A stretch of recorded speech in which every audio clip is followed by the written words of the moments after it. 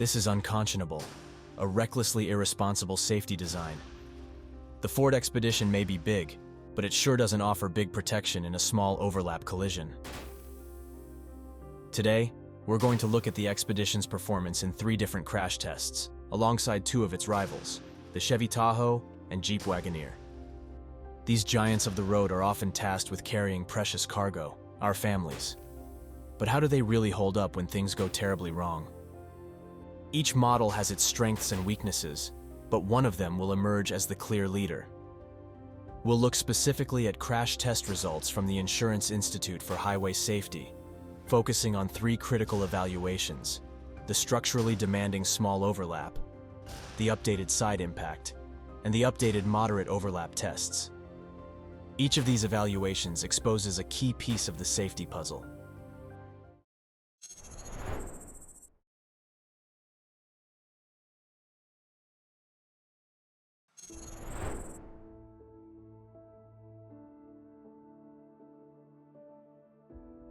First up is the small overlap test, which is conducted on both the driver and passenger sides of the vehicle. These are notoriously difficult tests, simulating the front corner of the vehicle colliding with something like a pole or the corner of another car. It really challenges the vehicle's structure to absorb high crash forces over a small area and to preserve adequate survival space for the occupants.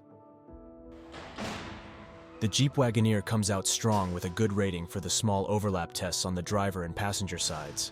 However, there is a moderate amount of intrusion on both sides of the vehicle. We see this is the most pronounced in the driver's lower cabin. This leads to a slight risk of injury for the driver's lower leg. As we'll see, compared to the competition, this is a pretty solid performance. On the driver's side of the vehicle, the Chevy Tahoe holds up relatively well. The upper compartment maintained its integrity throughout the crash. The lower cabin experienced substantial intrusion, increasing the risk for injury to the lower right leg.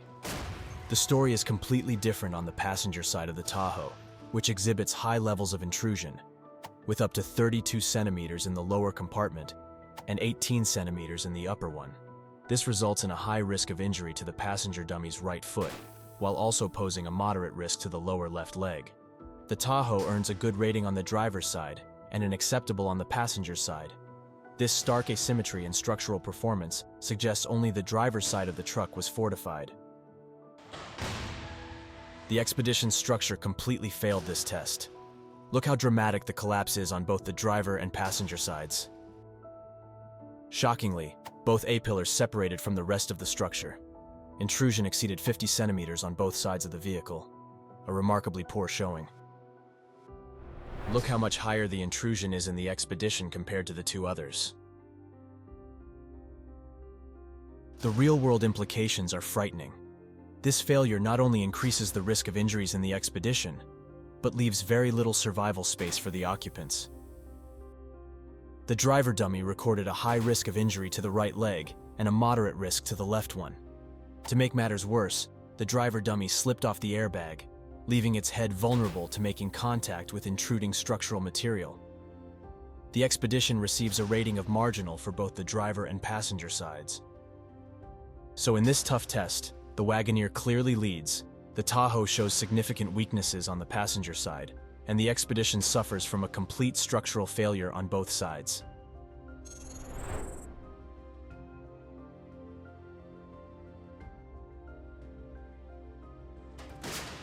Now let's look at the updated moderate overlap front test.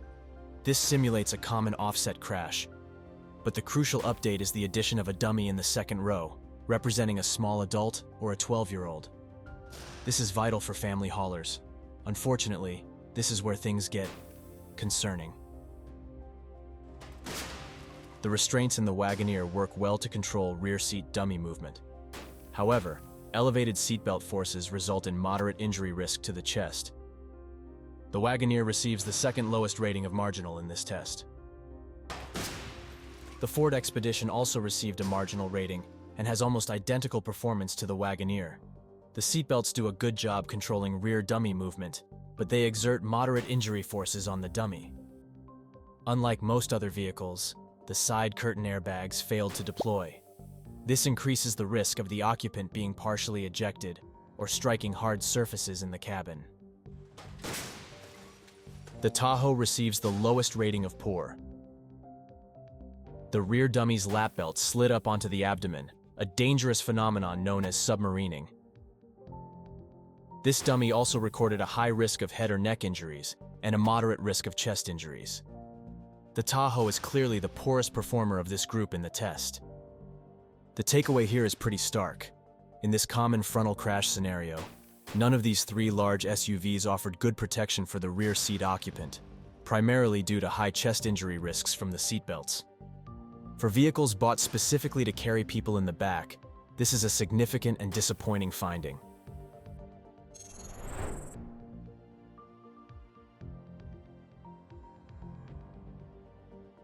Okay, let's move on to some better news.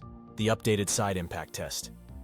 This evaluation uses a heavier barrier traveling faster to simulate being hit by a modern SUV or pickup. It's a tough challenge of a vehicle's side structure and airbags. The Wagoneer and Tahoe both excelled and have comparable results. They have strong structures with minimal intrusion. The driver and rear seat dummies recorded low injury risks across all body areas. The side airbags effectively cushioned both dummies' heads. The Expedition also holds up well. There's slightly less survival space in the cabin after the crash, but it's still a healthy amount. The primary concern is the rear seat dummy made hard contact with the side curtain airbag. Fortunately, this airbag shielded the head from any hard surfaces. So it seems all three manufacturers have engineered these vehicles to handle severe side impacts effectively, which is definitely reassuring.